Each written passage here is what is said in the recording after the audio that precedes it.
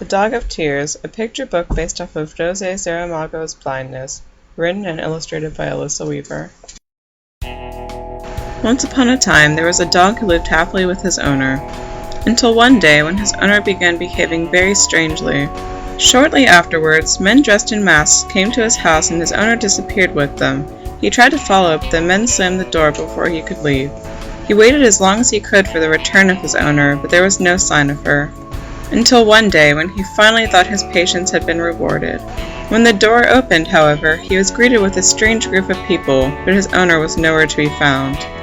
With the arrival of these strangers and the lack of food, the dog knew that he had to leave his home. When he stepped foot outside, he was surprised by the sights and smells. This world was much different from the one he once knew. The people he saw were just like the people in his home. The dog normally relied on humans for help, but the humans now seemed helpless. Even the other dogs had changed. The behavior of the other animals upset the dog, but somehow he understood. One could even say that he felt bad for them. After all, he sometimes had to do the same kind of things to survive. One day, the dog spotted a human quite unlike the others. He followed her through the streets until she came to a stop, slumping down to the curb. The dog could tell by her posture that she was upset, so he approached slowly.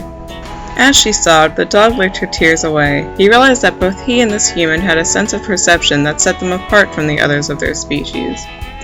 When her tears abated, the human resumed her trek, this time with the Dog of Tears faithfully by her side. The end.